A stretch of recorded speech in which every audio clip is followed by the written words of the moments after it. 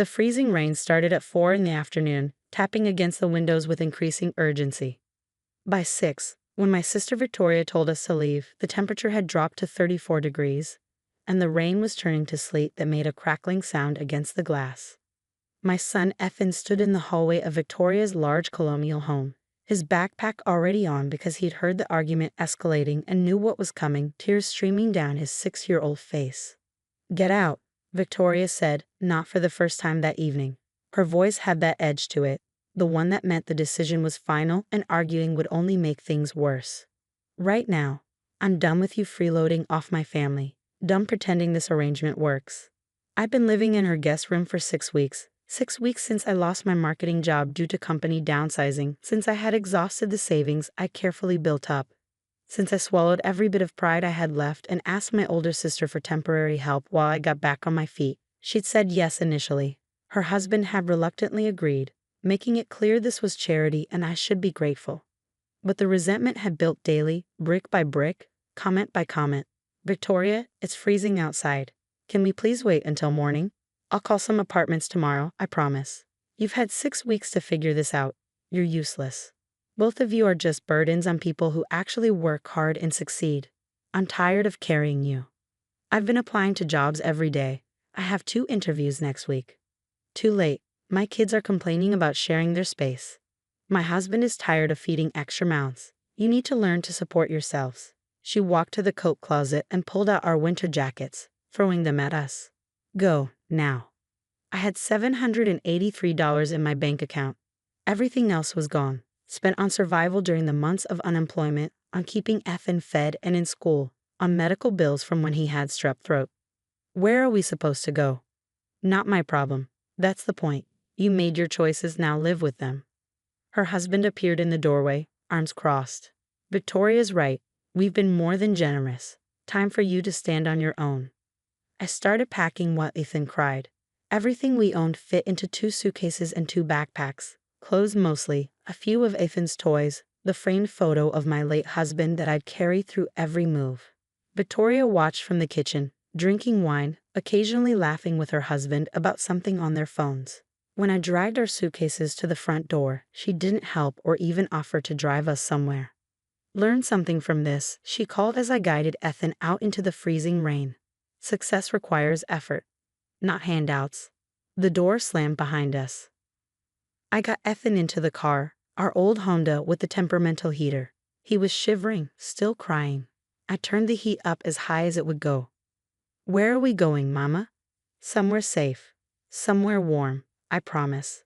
I drove to the extended stay America off the highway, $45 a night. I could afford 2 weeks, maybe 3 if I was careful. After that, I'd figure something out. I always did. The room was small and smelled like old cigarettes, but it was warm. Ethan fell asleep quickly, exhausted from crying. I sat on the edge of the other bed and tried to make a plan. Job interviews next week. If I got hired, I'd need first and last month's rent for an apartment, a security deposit, furniture. Everything cost money I didn't have. The calculation was impossible, the math didn't work, but I'd make it work somehow, for Ethan. I found a retail job 3 days later, $12 an hour at a home goods store, 50 hours a week. $600 minus taxes, $315 a week for the motel room, $200 for food and gas. I was barely breaking even, couldn't save anything, but we were surviving. Ethan went to his elementary school from the motel.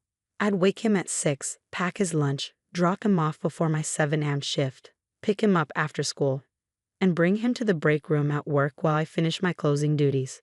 We get back to the motel room at 8, do homework, sleep. Party came and went. I bought him gifts from the thrift store, a used bicycle, 3 sizes too small, but it was all they had, some books, a stuffed dinosaur. He hugged me and said they were perfect. "Is Aunt Victoria going to see us for?" he asked. "No, honey, not this year." "Why not?" "Because sometimes families need space from each other." The truth was more complicated. Victoria had sent one text message after we left. "Hope you learned your lesson about responsibility." I deleted her number after that. On December 17th, the day before Victoria kicked us out, I'd stopped at the Quick Mart near her house to buy milk for Ethan's cereal. I spent my last $2 on a Mega Millions ticket. Just a stupid impulse. False hope in a desperate moment. I'd forgotten about it completely. Late February, nearly 3 months after we'd left Victoria's house, I heard the news while getting ready for work. Unclaimed winning lottery ticket sold in Riverside area. Jackpot $87 million. Ticket about to expire. I froze, coffee cup halfway to my mouth. Riverside. That was Victoria's neighborhood. December 17th. The date matched. I dug through my coat pockets frantically and found the crumpled ticket wedged into the lining. My hands shook as I pulled up the winning numbers on my phone. I compared them to the ticket, checked again and again. They matched, every single number. I drove to the Quick Mart and asked the clerk to scan the ticket. He looked at the screen, looked at me, looked back at the screen. "Ma'am, you need to contact the State Lottery Commission immediately." "Why? What does it say?" "This is a jackpot winner. $87 million. I stood in the parking lot for 10 minutes, unable to move. Unable to process. $87 million. It wasn't real. Couldn't be real. But I called the number anyway. The Lottery Commission verified the ticket and explained my options. I could take the annuity, $87 million paid over 30 years, or the lump sum, $45 million immediately, before taxes. I took the lump sum. After federal and state taxes, I'd net approximately $30 million. $30 million. The lawyer I hired advised me carefully. Set up a trust for your son. Invest conservatively. Don't tell anyone until you're ready. And understand, once you claim publicly, your life changes. I have to claim publicly. State law requires it. Press conference. Photos. It's part of claiming the prize. The press conference was scheduled for 3 weeks later. I bought a simple dress for $30, did my own hair, and brought Ethan with me because I couldn't afford a babysitter. The Lottery Commission building was crowded with reporters. Cameras. The giant ceremonial check was larger than my car, $87 million printed in huge numbers. "Ms. Turner, congratulations," the lottery director said, shaking my hand. "Tell us, what are your plans for the money?" I looked at Ethan, holding my hand tight, overwhelmed by all the cameras. Security for my son, his education, never worrying about being cold again, never worrying about someone kicking us out in freezing rain with nowhere to go. A reporter jumped on that. "What do you mean, kicked out?" I took a breath. 3 months ago, my sister evicted my son and me from her home in the middle of winter. She called us useless freeloaders, told us we were burdens who needed to learn to support ourselves. We've been living in a motel ever since, and I've been working retail to keep us fed. The room went very quiet. This money means my son never has to be scared like that again. Never has to watch his mother beg for help that comes with humiliation. That's what it means. The story aired on every local news channel that night, then regional, then it went national. Single mother evicted by sister wins $87 million lottery. The human interest angle was irresistible. The sister who kicked out a struggling single mom. The lottery ticket bought 1 day before the eviction. The 3 months of minimum wage survival. The sudden fortune. My phone, which had already changed after winning, stayed quiet, but my lawyer's office received calls. "Ms. Turner's sister is trying to reach her," his assistant told me. "What does she want?" "She says it's urgent family business. Tell her I'm not available." Victoria left 17 voicemails on my old number before she realized I'd changed it. The lawyer's assistant transcribed them for me.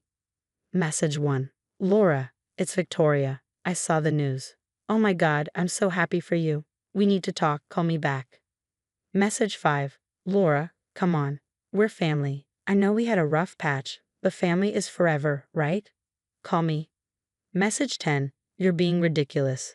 I helped you when you needed it. You owe me a conversation at least." Message 15. "This isn't fair. You won right after leaving my house. I contributed to your success somehow. You should share." The messages grew increasingly desperate, then angry, then pleading again. Victoria showed up at the lawyer's office. Security turned her away. She contacted a local reporter, trying to tell her side. "My sister won the lottery and now she won't speak to her family. It's hurtful. I helped her when she was struggling, gave her a place to stay, and now she's shut me out completely." But the reporter dug deeper, talking to neighbors on Victoria's street. "I saw them leave that night," one woman said on camera. "The little boy was crying. It was raining and so cold. I felt terrible for them." The Quick Mart owner was interviewed too. She bought that ticket the day before her sister kicked her out. I remember because she was counting change to buy milk for her kid. Public opinion crystallized quickly. Victoria wasn't the helpful sister being abandoned. She was the cruel woman who had kicked out her struggling family member right before that person won a fortune. Greedy sister demands money after evicting lottery winner ran on tabloid websites. Comment sections were brutal. I bought a house, not a mansion, just a 3-bedroom ranch in a good school district, 30 minutes from Victoria's neighborhood. It cost me $385,000. Modest by lottery winner standards. I set up a $2 million trust for Ethan's education, invested $15 million conservatively, and donated $1 million to homeless shelters and family crisis centers. I still worked part-time at a nonprofit helping struggling families, $40,000 a year. I didn't need the money, but I needed the purpose. Victoria's attempts at contact continued for months. She showed up at Ethan's new school once. Security removed her, and I filed a restraining order. Letters came through extended family members. Our aunt tried to mediate. Victoria made a mistake, but she's still your sister. Family forgives. I wrote back once, the only response I sent. Victoria made clear that I was a burden. I'm removing that burden permanently. My cousin called. You're being cruel. She's struggling now. Her business is losing clients because of the bad publicity. Her husband is angry. He says they could have had access to your money if she'd just been patient. Her marriage is falling apart. I'm sorry to hear that. You could help her. I could. I won't. That's cold. What's cold is laughing while you kick a 6-year-old into freezing rain. 3 years after the win, Victoria sent a letter directly to my house. The restraining order had expired. Laura, I was wrong. I was cruel when you needed help. I'm sorry. I've had time to think about what I did, and I'm ashamed. Can we talk? Not about money, about family. I read it and showed it to Ethan, now 9 years old. That's from Aunt Victoria? Yes. She's the one who made us leave her house when it was cold, right? Yes. Does she want something? She says she wants to apologize. Do you believe her? I looked at my son, this wise child who learned too young that family could be cruel. I don't know, but I know we don't need her. We're okay without her. Then why would we let her back? Exactly. I put the letter in a drawer and never responded. 5 years after winning, Ethan and I volunteered every Saturday at the homeless shelter.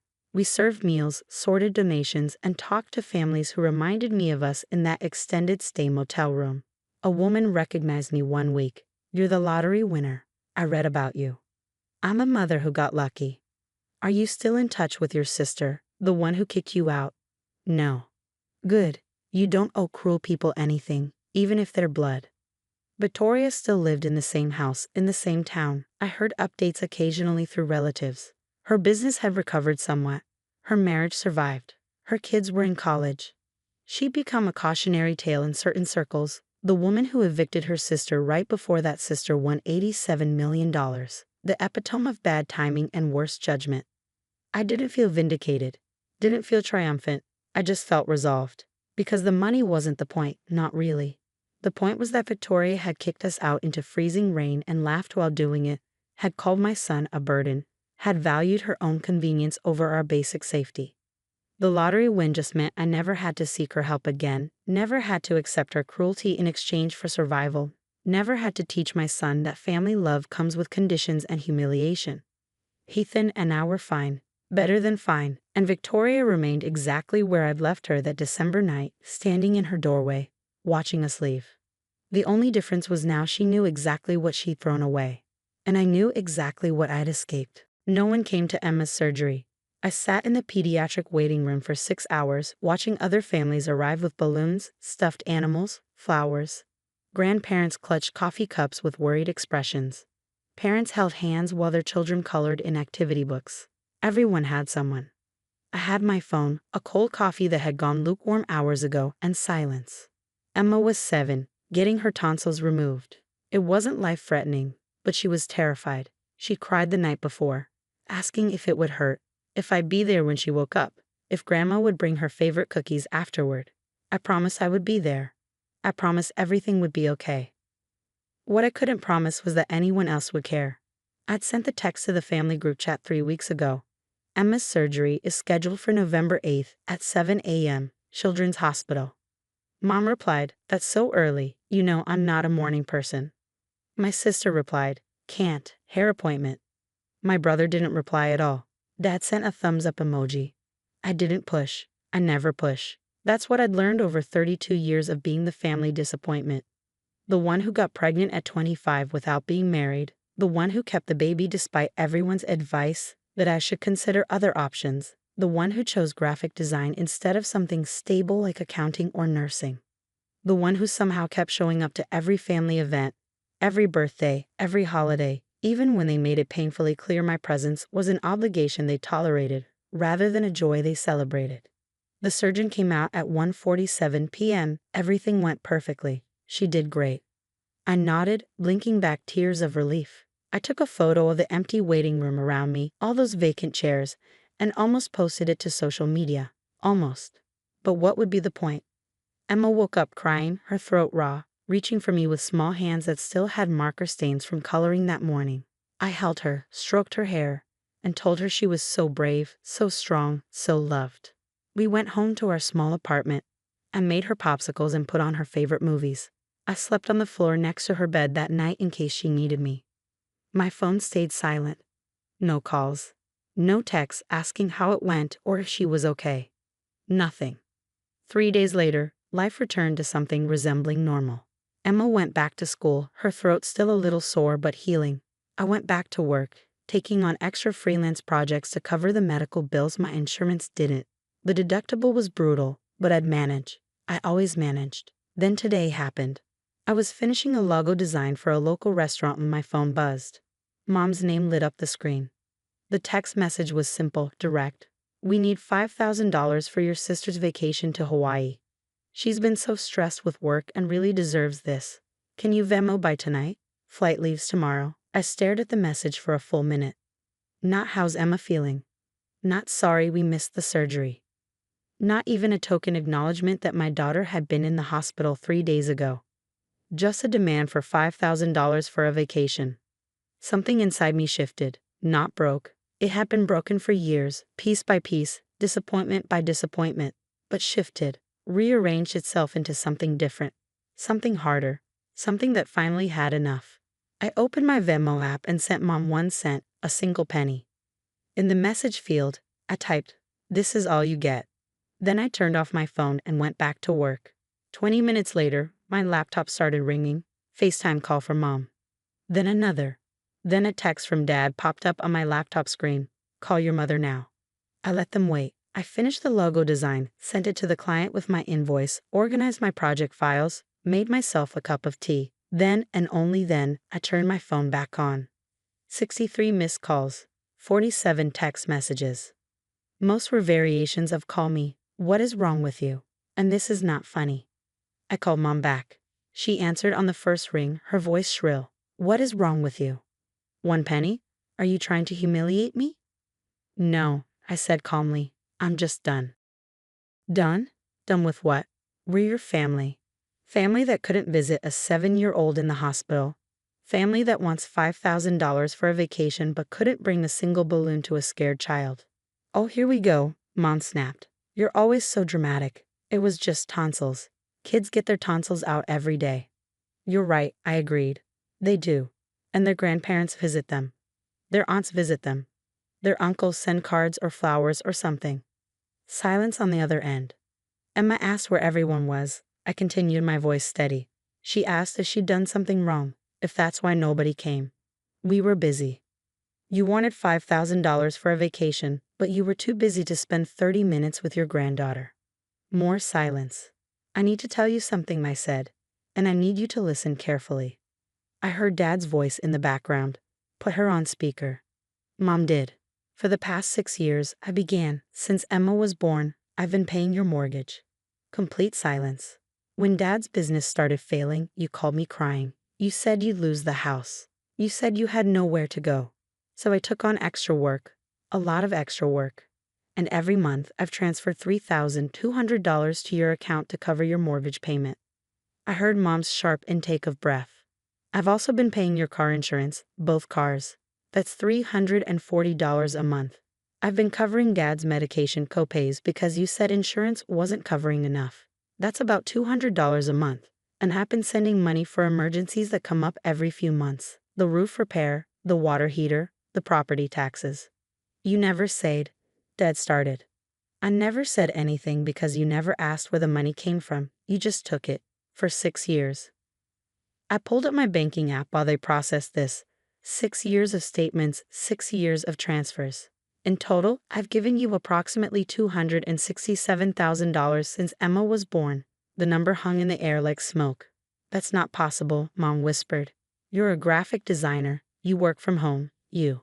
I built a successful business, I interrupted. I work 70-hour weeks. I take on every project I can. I haven't bought new clothes in 2 years. I drive a car from 2009. Emma and I live in a 2-bedroom apartment because I can't afford anything bigger after supporting all of you. Why didn't you tell us? Dad asked, his voice smaller now. Because every time you tried to talk about money, you reminded me that I was the one who ruined my life by having Emma. You told me I made my choices and had to live with them. So I did. I lived with them. And I still helped you. I heard my sister's voice now. She must have arrived at their house. This is ridiculous. You're exaggerating. I have bank statements, I said quietly. Every transfer, every payment, 6 years of documentation. Would you like me to email them to you? No response. I called the bank this morning, I continued. I canceled the automatic transfers, all of them. The mortgage payment scheduled for the 1st of next month? Not happening. The car insurance payment? Canceled. Everything. You can't. Mom's voice cracked. We'll lose the house. Then I guess you'll understand how I felt sitting alone in that hospital, wondering if my daughter thought she wasn't worth anyone's time. That's not fair, my sister shouted. You're punishing us because we missed one thing. One thing? I laughed. Emma's first birthday. No one came. Her first day of kindergarten. No one took photos. Her dance recital. You weren't there. When she had the flu, and I asked for help. Dad said you weren't a delivery service. I was on a roll now, years of silence breaking open. Every school event, every milestone, every moment where she needed family, you were busy. But every time you needed money, my phone rang immediately. The line was silent except for someone crying. I think it was Mom. Here's what's going to happen, I said, my voice calm but firm. I'm done being the family I'm done being the one who shows up for everyone while being treated like an obligation. I'm done teaching my daughter that family means people who take everything and give nothing. So what? Dad said bitterly. You're just cutting us off? After everything we did for you growing up? Everything you did. I repeated slowly. You mean like paying for my college and holding it over my head for 15 years? Like giving me a place to live until I was 18, which is literally the legal requirement of being a parent? Like telling me I owed you for the sacrifice of raising me? No answer. I'm not cutting you off completely, I said. But you have 3 months to figure out your mortgage, refinance, sell, get another job. But I'm not paying it anymore. 3 months. Mom's voice was panicked. We can't possibly. I figured out how to raise a child alone while running a business and supporting all of you. You can figure this out. What about your sister's vacation? It was my sister's voice, smaller now. I almost laughed. Seriously? I already requested time off. Take a staycation. There are lots of free options when you're not expecting someone else to fund your life. More silence. I have one more condition, I added. If you want any kind of relationship with me or Emma going forward, you need to actually show up. Not just when you need something. Real showing up. Birthdays, holidays, random Tuesdays just because. Phone calls to check in. Visits that aren't transactional. You're being unreasonable. My sister started. Then I guess we're done here, I said. Goodbye. I hung up before anyone could respond. My hands were shaking, but underneath the fear, there was relief. The phone rang again. I declined the call. Text messages flooded in. I muted the conversation. Emma came home from school an hour later. Mom, I got an A on my spelling test. I pulled her into a hug. I'm so proud of you, baby. Can we celebrate with pizza? Absolutely. We ordered her favorite and ate on the floor while watching cartoons. She told me about her day. She didn't ask about my family. She'd stopped asking months ago. Later that night, I checked my phone. 112 messages. Most were angry. Some were desperate, pleading. One was from my brother. I didn't know you were paying for everything. That's not right. I'm sorry I wasn't there for Emma's surgery. I stared at that message for a long time. The next morning, I checked my savings account. Without the automatic transfers, I was keeping my own money. I could move us to a better neighborhood by spring. Emma could have her own bedroom. For the first time in 6 years, I could breathe. 3 days passed. The angry messages slowed. The desperate ones increased. Dad sent a message. Your mother is very upset. She's not eating. I replied, I hope she feels better soon. A week later, my brother showed up with Emma's favorite candy. Can I take her for ice cream? I want to apologize. I almost said no, but Emma was watching, hopeful. Okay, 1 hour. He brought her back in 45 minutes, laughing. She hugged him goodbye. That night, she said, Uncle didn't ask you for money today. Smart kid. 2 weeks after my phone call, Mom showed up. I opened the door to find her standing there, looking smaller than I remembered. Can we talk? I let her in but kept Emma's bedroom door closed. Mom sat on my couch and looked around the apartment. Really looked. At the secondhand furniture, the laptop on a card table, the cheap curtains, the reality of how I'd been living. I didn't know, she said finally. You didn't ask. You're right. She twisted her hands. We put the house up for sale yesterday.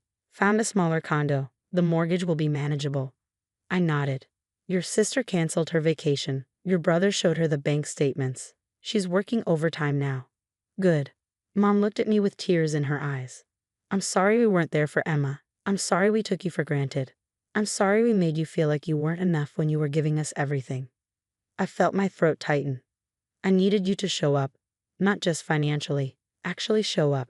I know. She wiped her eyes. Can I see her? Emma? I brought her a gift. Not expensive, she added quickly. Just something I made. It was a knitted scarf, purple and yellow, Emma's favorite colors.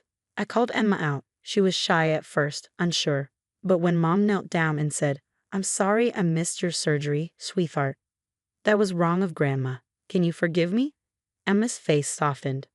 They sat together on the couch, Mom teaching her a simple knitting stitch with spare yarn she brought.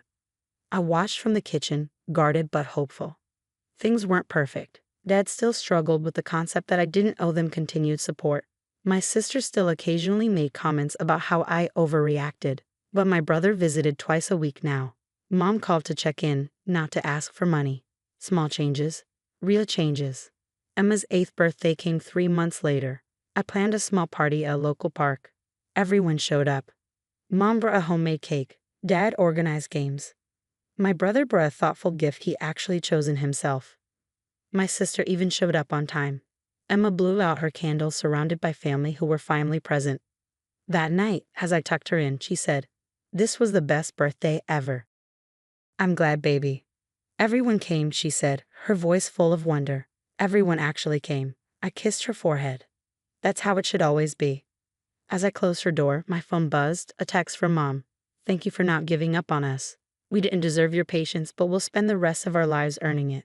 I didn't respond immediately. Instead, I opened my banking app and looked at my savings account. For the first time in 6 years, it was growing instead of draining. I could breathe. We could breathe.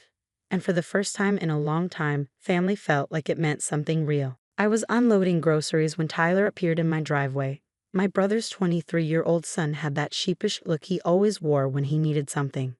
Hey, Aunt Maria. Quick favor? He leaned against my car door. Can I borrow your credit card? Just need $20 for gas. My card got locked because of some fraud alert thing. I hesitated. Tyler had a history of small requests that somehow expanded. But he was family, and it was just gas money. Fine. It's in my wallet on the kitchen counter.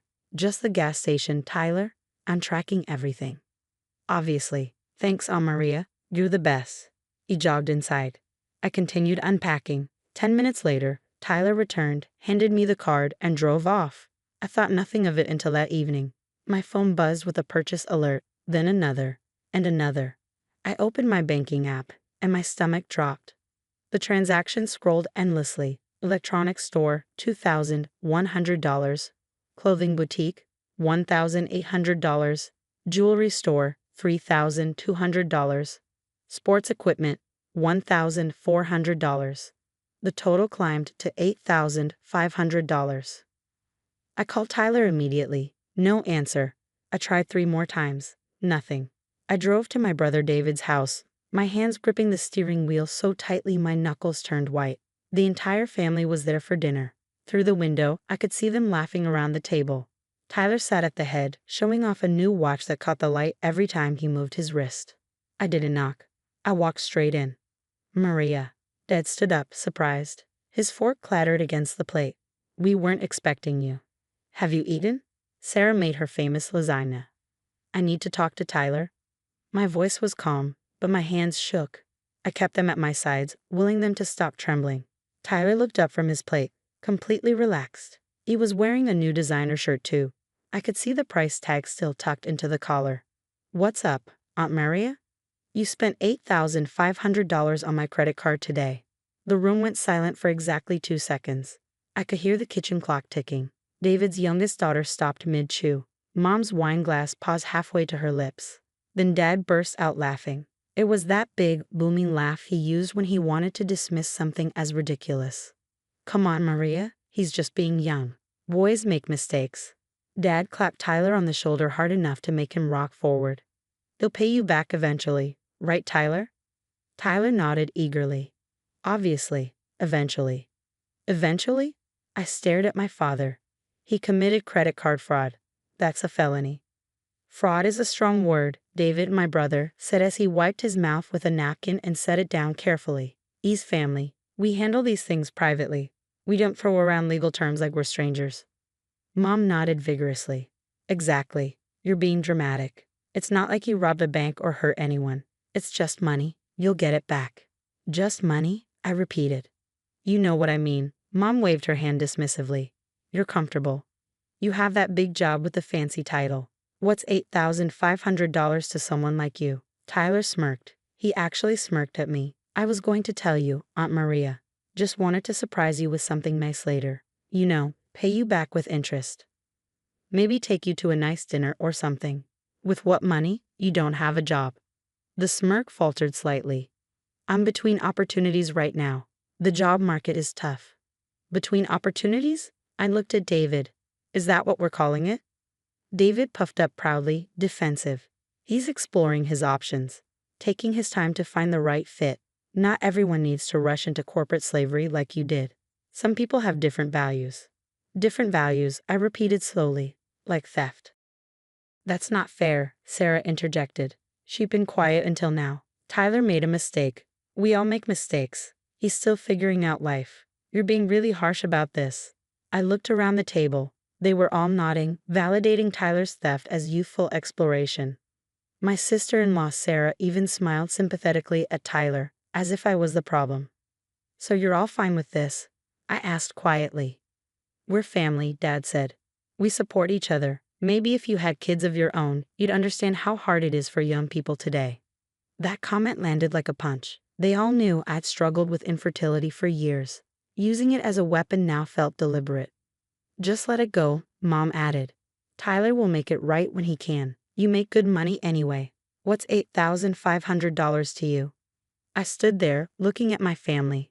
Not one of them thought Tyler should face consequences. Not one of them cared that he'd stolen from me. I was the problem for making it awkward. Okay, I said softly. I understand. Tyler grinned. See? I knew you'd be cool about it. You're my favorite aunt. I left without another word. That night, I sat at my laptop and opened my financial management system, the password-protected spreadsheet I'd maintained for 6 years.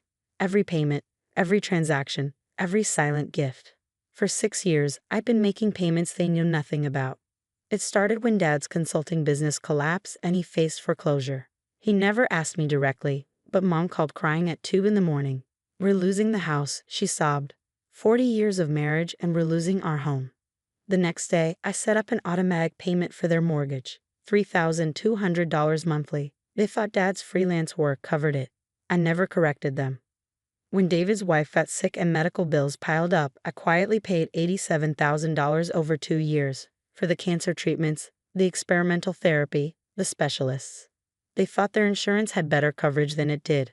I routed the payments through a medical billing service I'd set up specifically for anonymity. David once told me how lucky they were to have such good insurance. I smiled and said nothing. Mom's car payment? Me, Every month for 4 years, $520. She thought she'd gotten an incredible financing deal. Dad's property taxes? Me, $8,400 annually. He thought he'd set up the payment years ago, and it just kept processing. David's business loan that saved his company when he was 3 weeks from bankruptcy? I was the silent investor who expected no returns. He thought an angel investor believed in his vision. It was just his sister who loved him. Tyler's college tuition that he dropped out of after one semester to find himself. I covered $24,000 before he quit. He never even said thank you, just stopped going to classes and moved back home. The family vacation to Europe they took last year, calling it finally getting ahead financially. I deposited $15,000 into Dad's account with a fake explanation about a class action settlement from some company he'd forgotten he'd done business with. He believed it. They all went to Paris and Rome and sent me postcards. Over 6 years, I'd funneled $340,000 to my family. $340,000. They had no idea. I kept it secret because I didn't want gratitude. I didn't want them to feel indebted. I wanted them to feel stable and secure. I wanted them to sleep well at night, to make plans, to enjoy their lives without the crushing weight of financial stress. But watching them laugh off Tyler's theft, mock my infertility, and treat me like an ATM that should smile while being robbed, something fundamental shifted inside me. I pulled up the authorized payment list. 23 automatic transactions, all linked to my accounts, all keeping my family afloat. I canceled every single one. It took 15 minutes to undo 6 years of silent support. Each click felt like cutting a rope I'd been holding alone for too long. The mortgage payment scheduled for tomorrow, canceled. David's business loan autopay, canceled. Mom's car payment, property taxes, insurance premiums, all of it, gone. I filed a fraud report with my credit card company, listing Tyler by name. Then I called my lawyer and had him draft a demand letter for the $8,500. Finally, I changed my phone number and blocked my entire family on every platform. Then I went to sleep. At 7 the next morning, my new phone rang. Unknown number. I almost didn't answer. Maria? It was David, his voice panicked. What did you do? I don't know what you mean. The mortgage payment bounced. Dad's bank is calling about insufficient funds. They're saying the automatic payment source was terminated. That's unfortunate. Maria, you need to fix this. Dad's freaking out. They're threatening foreclosure proceedings if the payment isn't received by the end of business today. I'm sure Dad's freelance work will cover it, like it has been. Silence. Wait, that was you. All these years? I have to go, David. Maria, wait. I hung up. 10 minutes later, Dad called from Mom's phone. I answered. What have you done? His voice shook with rage. Our mortgage bounced. 6 years we've been making these payments, and suddenly, you haven't been making payments, Dad. I have. $3,200 every month for 72 months. That's $230,400. The line went dead quiet. You've been paying our mortgage, and David's medical bills, and Mom's car, and your property taxes, and the business loan that saved David's company. Should I continue? Why would you? Because you're my family. Because I wanted you to feel secure. Because I loved you. Loved? Past tense? You let Tyler steal $8,500 from me and called it being young. You mocked my infertility. You treated me like an obligation. So yes, past tense. Maria, we didn't know. If we'd known you were helping, you would have what? Treated me with basic respect. Not enabled your grandson to commit fraud against me? That shouldn't require financial leverage, Dad. We can fix this. Just reinstate the payments and we'll talk. No. Maria, please. We'll lose the house. You have until the end of business to figure it out. I suggest Tyler sell his new watch. The $3,200 one he bought with my money should cover about 1 month. I hung up. By noon, my lawyer called. Your family is trying to contact me. Your brother claims there was a verbal agreement about financial support. There wasn't. Every payment was voluntary and can be terminated at will. That's what I told him. He's threatening to sue for promissory estoppel. I laughed. Let him try. I have 6 years of documentation showing gifts, not loans. No contracts, no promises, no obligations. He also mentioned the credit card fraud report. The police contacted Tyler this morning. Your brother wants you to drop the charges. Absolutely not. Understood. I'll communicate that. That evening, Sarah called, crying. Maria, please, David's business loan payment is due. Without it, the bank will call the entire loan. We'll lose everything. You have assets, sell them. We can't liquidate fast enough. Please, just this one payment. Sarah, where did you think the money was coming from all these years? David said, he said business was good. He said we were finally stable. You were stable because I made you stable. And when Tyler stole from me, you smiled at him sympathetically. I didn't know it was that serious. It was $8,500, Sarah. How is that not serious? She had no answer. Mom called at midnight. Your father had chest pains. The stress is killing him. Is this what you want? What I wanted was to be treated like family instead of an ATM. What I wanted was for Tyler to face consequences instead of being coddled. What I wanted was basic human decency. We made a mistake. Please, Maria. He's your father. And I'm his daughter, the one who kept him house for 6 years while he pretended to be financially independent. Where was his concern for my stress when Tyler robbed me? Tyler's a kid. He's 23. I was supporting this entire family by 25. Stop infantilizing him. The calls continued for 3 days. Each family member took a turn, anger, then bargaining, then begging. Tyler himself finally called. Aunt Maria, I'm sorry, I really am. I'll pay you back. You're facing criminal charges for credit card fraud. I suggest you get a lawyer instead of calling me. The police said you could drop the charges. It's family. Please. You're right, Tyler. It is family. And family doesn't steal $8,500 and then expect the victim to protect them from consequences. I made a mistake. No. A mistake is grabbing the wrong coffee order. You made multiple deliberate choices over several hours. You committed fraud.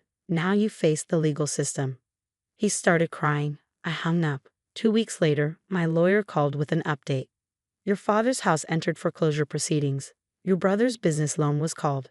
Tyler took a plea deal for the fraud charges, probation and restitution payments. And my family? Your brother is trying to negotiate a payment plan with the bank. Your parents are looking into downsizing. Tyler got a job at a warehouse to make restitution payments. For the first time in 6 years, they were facing real consequences. No silent savior, no invisible safety net, just reality. Mom sent one final text. I hope you're happy. You destroyed this family. I replied, I supported this family for 6 years while you took me for granted. I didn't destroy anything.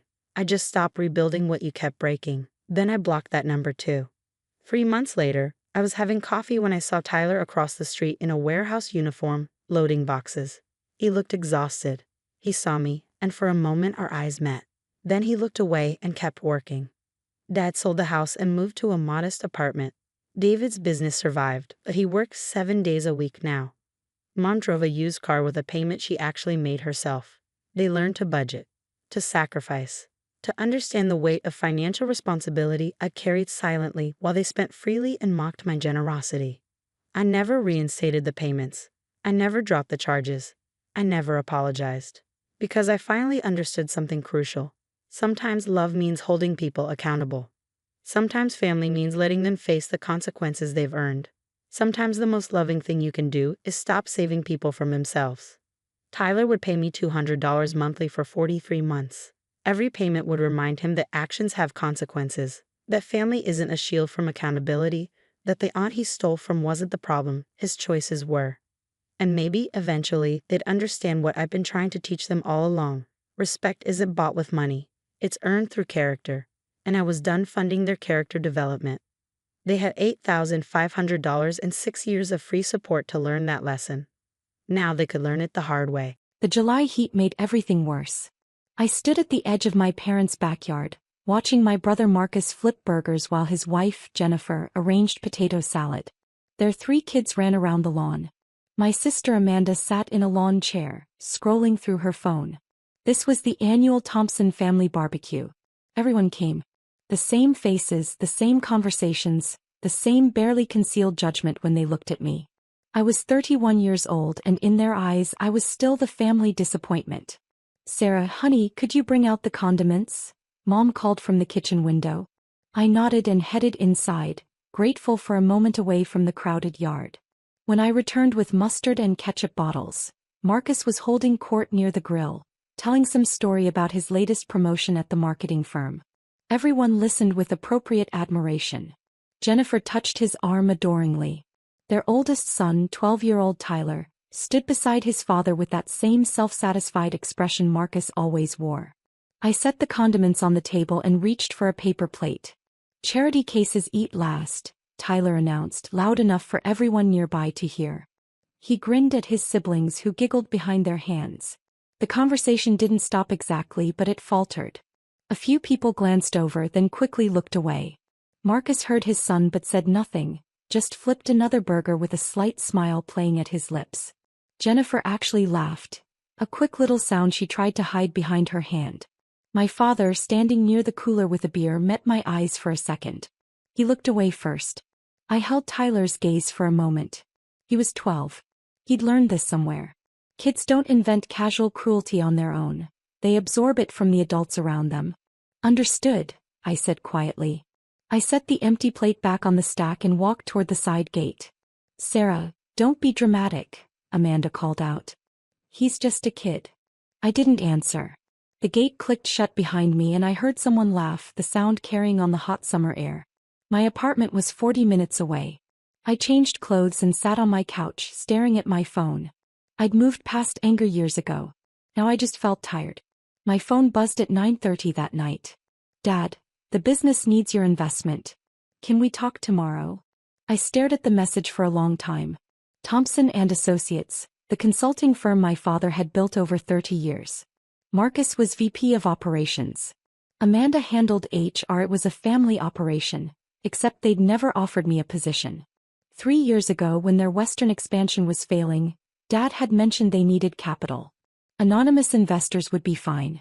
I'd moved $800,000 through my investment firm into the company. Over 2 years I'd added another $4.2 million.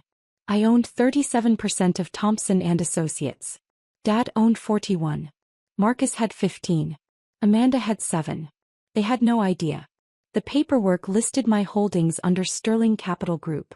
I typed back, "Never again." Then I opened my email and composed a message to my investment manager, David Chin at Sterling Capital. "Effective immediately, I want to divest all holdings in Thompson and Associates. Begin the process tomorrow morning. I want clean separation within 30 days. I hit send and turned off my phone. The next morning I went to work. I was a financial analyst for a mid-sized investment firm, a job my family considered barely adequate. Glorified accountant, Marcus had called it once. What they didn't know was that I'd been managing my own investment portfolio since I was 24, that I'd turned a modest inheritance from my grandmother into a net worth that would have shocked them into silence. My phone stayed off until lunch. When I turned it on, there were 7 missed calls from my father and 4 from Marcus. 11 text messages. I deleted them without reading and called David. "It started," he said without preamble. "I contacted their primary accountant this morning with notice of intent to divest. Per the shareholder agreement, we're required to give them first right of refusal on the shares, but at fair market value. I had an independent valuation done last month. Your 37% stake is worth approximately $11.4 million at current valuation. How long until they figure out who owns the shares? They know now. I spoke with Richard Thompson directly an hour ago. He asked me to have you call him.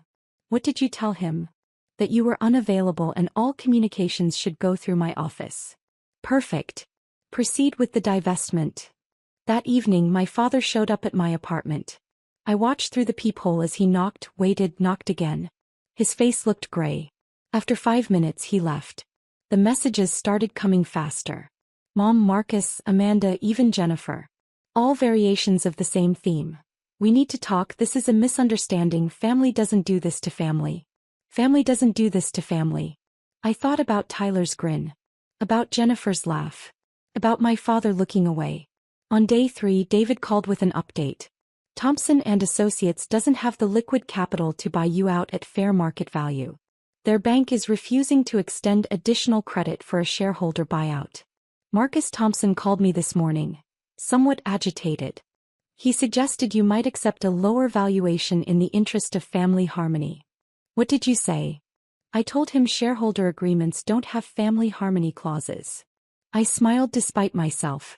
What are their options? They can attempt to secure outside investment to buy you out, which will take time and likely require them to take on a new partner. They can attempt to secure a business loan using company assets as collateral, which their bank has already indicated is unlikely given their current debt load. Or they can find another buyer for your shares, which means bringing in an outside investor who might want board representation. How long can this process take? Given their financial situation, could be 60 to 90 days to resolve.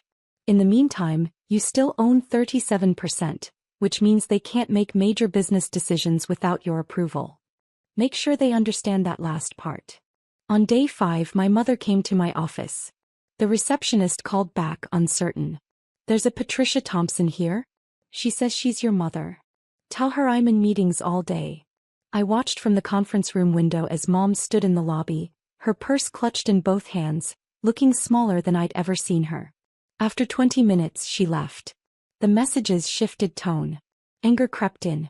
How could I do this? After everything they'd done for me? Did I know what this would do to the business? To their employees? To the family? I didn't respond to any of it. On day 8, Marcus showed up at my apartment building. He waited in the parking lot for 3 hours. I stayed inside watching from my window as he paced, made phone calls, sat in his car with his head in his hands. Eventually he left. That same evening, David forwarded me an email chain. Thompson and Associates primary lender, First National Bank, had requested an emergency meeting. The loan officer wanted clarification on the ownership structure change and how it might impact their outstanding credit lines. The bank was concerned about stability. This is standard procedure when there's significant ownership flux. David explained when I called him. But it's putting pressure on them. The bank won't make any moves on new lending until the ownership situation stabilizes. How does that affect them? They have a major equipment lease coming up for renewal next month.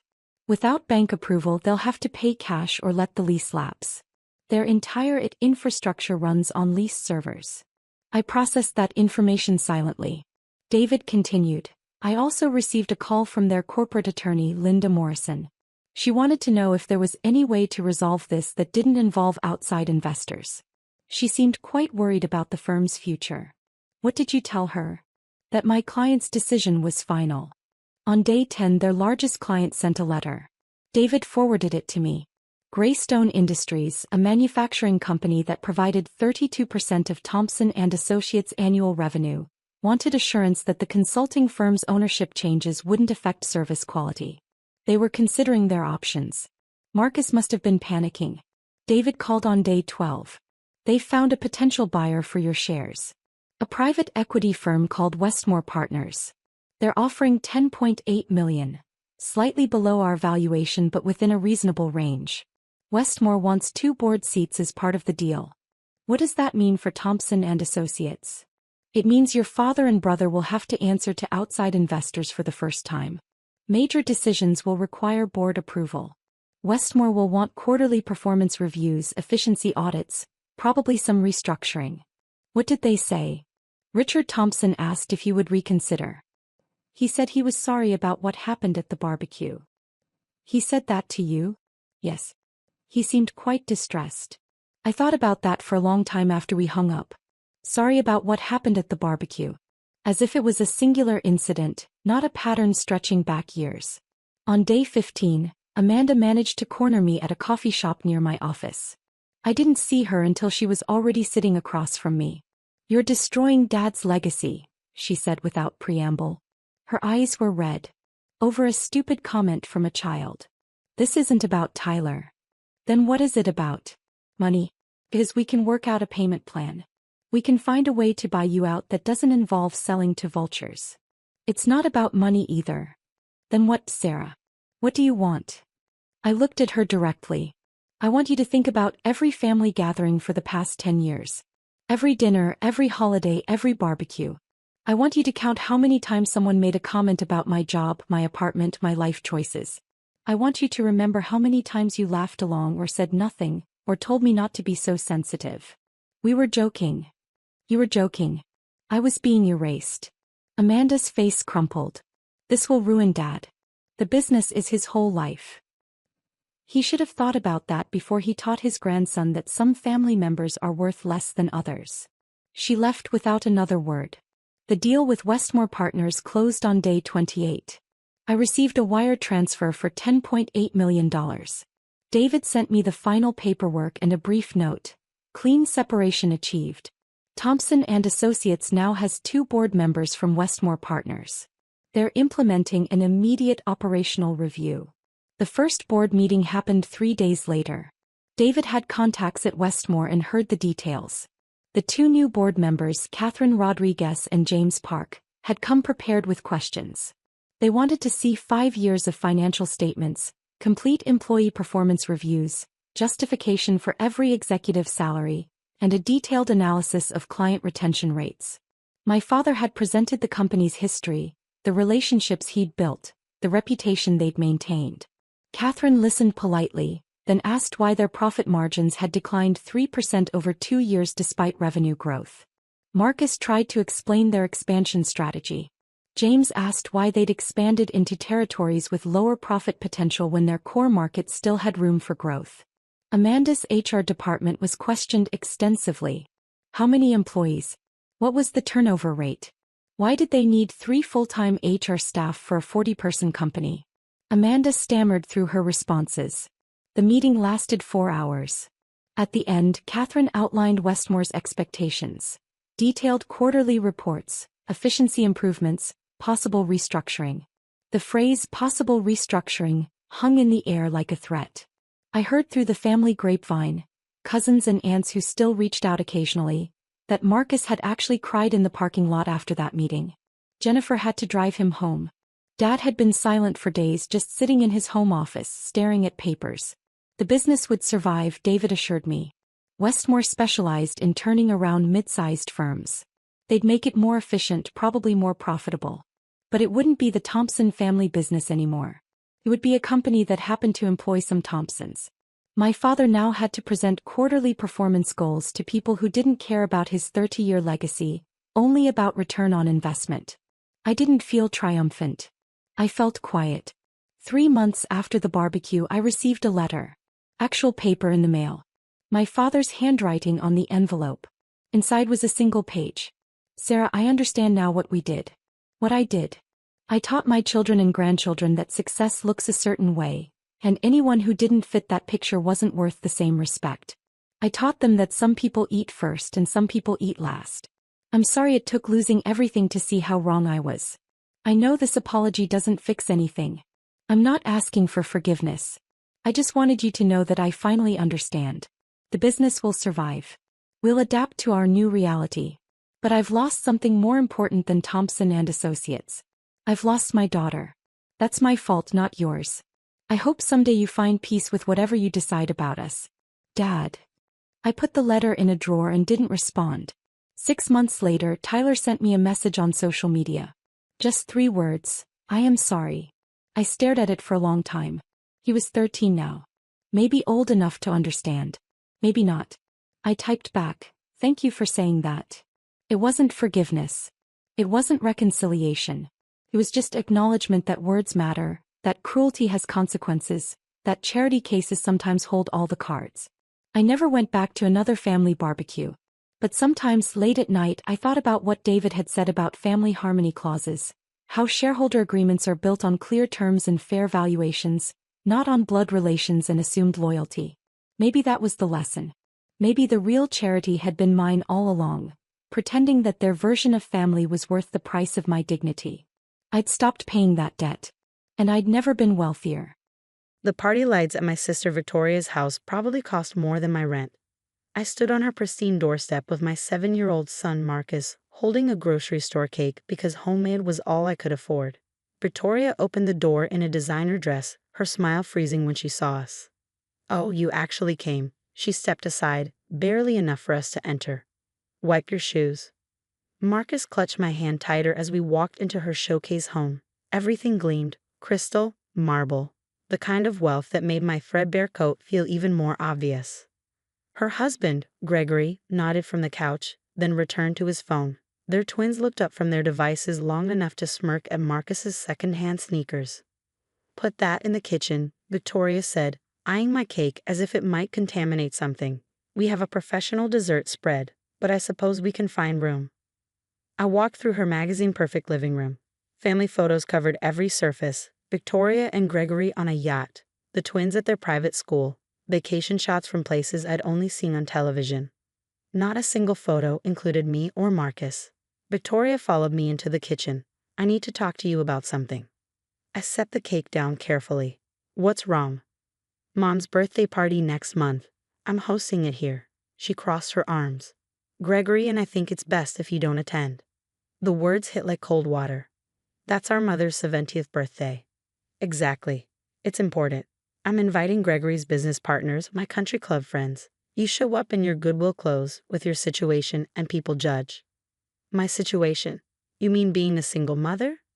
I mean being poor, Sarah. You work at a call center. Your car is falling apart. It reflects badly on all of us. Marcus is Mom's only grandson, and he's a sweet kid, but he doesn't fit the image either. The hand-me-down clothes, the free lunch program.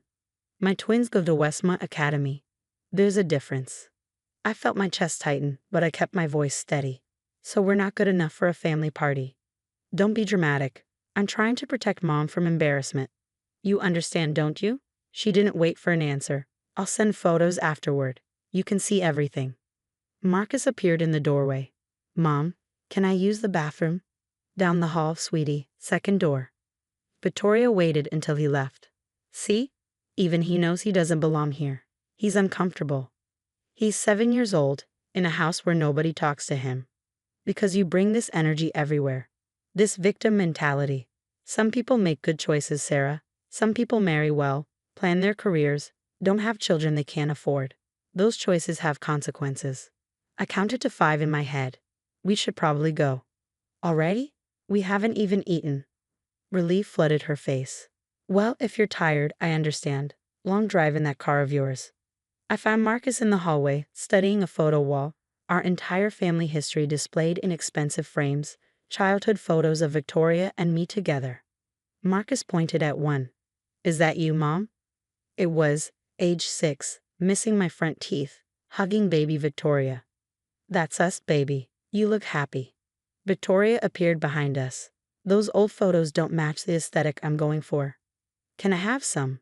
Marcus asked quietly. The ones with Mom.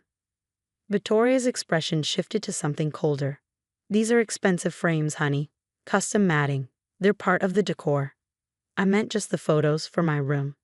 They're family memories. They belong here in the family home. I'm family, Marcus said, and my heart broke at how small his voice sounded. Of course you are, sweetie. Victoria's smile didn't reach her eyes. But these are organized by importance and aesthetic flow. You understand. We gathered our coats. Victoria walked us to the door, her relief barely concealed. Sarah, before you go, I'm serious about Mom's party. Please don't make this difficult. Don't show up and cause a scene. I won't cause a scene. Good, because I've worked hard to build this life, this reputation. I can't have it undermined by family members who can't get their act together. Marcus tugged my sleeve. I looked down to see him staring past Victoria at the photo wall visible through the doorway. What is it, baby? She took them down. I turned. The wall was bare. 5 minutes ago, it had been covered with framed memories. Now nothing but perfect white paint and empty hooks. Victoria followed my gaze. Like I said, I've been meaning to update things. Fresh start for the new year. Out with the old, in with the new. Where are the photos? I'm sorting through them, keeping what matters. She opened the front door wider. The December wind cut through my thin coat. Drive safe. Those roads get icy. Marcus pulled away from me and ran back inside. Wait, you can't throw them away. We found him at the side door leading to the garage, staring at an open trash bin. Frames lay shattered inside, our childhood photos, torn and discarded among coffee grounds and wrapping paper. Poor people ruin family image, Victoria said from behind us. Her voice had lost all pretense of warmth. That's what Gregory says, and he's right. You drag us down, Sarah. Your poverty, your struggles, your existence, it all reflects badly on us. Marcus reached into the trash, trying to salvage a photo of us at the beach. Victoria grabbed his wrist. Don't touch the garbage. You'll get dirty. But it's Mom. It's trash. Where it belongs. She released him and looked at me. Take your son and go. Go live in a shelter where you belong. At least then you'd have an excuse for your situation. I took Marcus's hand. It was shaking. Let's go, baby. But the pictures. Leave them. I kept my voice level, though everything inside me wanted to scream. We don't need them. Victoria followed us to my car, standing in her doorway as we pulled away. In the rearview mirror, I saw her smile, satisfied, relieved, rid of the embarrassing relatives who threatened her perfect image. Marcus cried the whole drive home. The next morning, I stopped at a gas station on my way to work. The lottery billboard advertised a $90 million jackpot. I'd never played before. It seemed like wasting money I didn't have. But something made me walk inside and put $5 on the counter. Quick pick, I told the clerk. One ticket. The numbers printed out. I folded it into my wallet and forgot about it. 3 weeks later, I was heating up ramen for dinner when my phone buzzed. A news alert about the lottery drawing. I almost deleted it, then remembered the ticket in my wallet. I checked the numbers once, twice, 3 times. All 6 matched. My hands went numb. The phone slipped from my fingers, clattering on our kitchen table. Mom, Marcus looked up from his homework. You okay? I couldn't speak, couldn't breathe. I picked up my phone and checked again. Still matched. I won the lottery. $90 million. The next morning, I called the lottery commission. They confirmed the numbers, scheduled my appointment, and explained the validation process. I chose the lump sum after taxes, $37 million. We'll need to do a press conference, the lottery official explained. Friday work for you. Next Friday was my mother's birthday party at Victoria's house, the party I'd been uninvited from. Friday's perfect. The lottery commission arranged everything. Photo verification, bank setup, financial advisors who warned me about family coming out of nowhere. Set boundaries now, my advisor said. I thought about Victoria's trash bin full of family photos. I already know exactly who I'm helping. The press conference was scheduled for Friday at 2. By Thursday night, I still hadn't told anyone. Friday morning, my phone exploded with messages from my mother demanding I not crash Victoria's party. I didn't respond. Instead, I got ready for the press conference. The lottery office had cameras, reporters, officials with oversized checks. They asked about my plans. Security for my son, education, a real home. I smiled at the cameras. And teaching my son that you don't throw people away when they're struggling. The lead reporter leaned forward. Any message for your family? Yes, memories are priceless. So is knowing who really values you. The press conference aired on the 5 o'clock news. By 5:15, my phone started ringing. Victoria called 11 times in 10 minutes. I didn't answer. Text messages flooded in, demanding I call her immediately to discuss the family's financial future and my new responsibilities. I turned my phone to silent and took Marcus out for pizza, real pizza from the nice place downtown, not frozen from the grocery store. Why are people taking pictures of us? Marcus asked as we ate. Because something very good happened, and people are excited. Is it about the lottery? Kids at school said you won money. I did, baby, a lot of money. His eyes widened. Are we rich now? We're secure now. There's a difference. Can we buy a house? We can. Would you like that? He nodded, then got quiet. Will Aunt Victoria be nice to us now? I reached across the table and took his small hand. Some people are only nice when they think you have something they want. Those aren't the people we need in our lives. But she's family. Family is supposed to love you when you have nothing. Real family doesn't throw your pictures in the trash. Saturday morning, Victoria appeared at my apartment. She'd never visited before, probably never even driven through this neighborhood. She knocked urgently. When I had opened the door, she was holding a gift bag and wearing her country club smile. Sarah, I've been trying to reach you. Congratulations. This is incredible news. She pushed past me into my small living room, her nose wrinkling slightly at the worn furniture. I can't believe you won. I've been telling everyone, my sister, the lottery winner. We're all so proud. Are you? Of course. Family celebrates family success. She set the gift bag down. I brought champagne, the good kind. I thought we should toast properly. You threw away our childhood photos 3 weeks ago. Her smile flickered. I was redecorating. You're being sensitive. You uninvited me and Marcus to Mom's birthday party. I was trying to protect Mom from stress. You misunderstood my intentions. You told Marcus to go live in a shelter. I never said that. You're remembering wrong. She moved closer, her voice dropping to something meant to sound intimate. Sarah, we've both said things. Sisters fight, but we're family. Blood. That matters more than any disagreement. What do you want, Victoria? Want? Nothing. I came to celebrate with you. She paused, then continued carefully. Although if you're making financial plans, I hope you'll consider family needs. Mom's house needs work. The twins' college funds could use supplementing. Gregory's business has some cash flow challenges. Family helps family, right? Like you helped me? I did help you. I gave you advice. Tough love. Sometimes that's what family needs. She reached for my hand. I pulled away. Sarah, don't be petty. You have $37 million. You can afford to be generous. I can also afford to be selective. Her expression hardened. Meaning what? Meaning I remember who loved me when I had nothing. Who welcomed Marcus. Who treated us like family instead of embarrassments. So you're punishing me for being honest about image concerns? I'm protecting myself and my son from people who measure love in bank accounts. Victoria's mask cracked completely. You're being ridiculous. I'm your sister. Your only sister. You owe me. I owe you nothing. Mom will be devastated. The family will take my side. You'll be the villain here. Then I'll be the villain with self-respect. She grabbed her gift bag, champagne sloshing inside. You'll regret this. When the money runs out, when the fame fades, when you're alone again, you'll remember that family is all you have. And we'll remember that you chose bitterness over blood. I'm choosing dignity over dysfunction. There's a difference. She left, slamming my apartment door hard enough to rattle the frames on my walls. The frames I bought with my first lottery check, filled with new photos of Marcus and me, memories nobody could trash. My phone rang. Mom. Sarah, Victoria is very upset. She says you're being cruel. Did she tell you what she said to Marcus? Silence. Did she mention throwing away our childhood photos? Or uninviting us to your birthday party? She explained all that. She was protecting family image. And now that I have money, suddenly I'm suitable for the family image?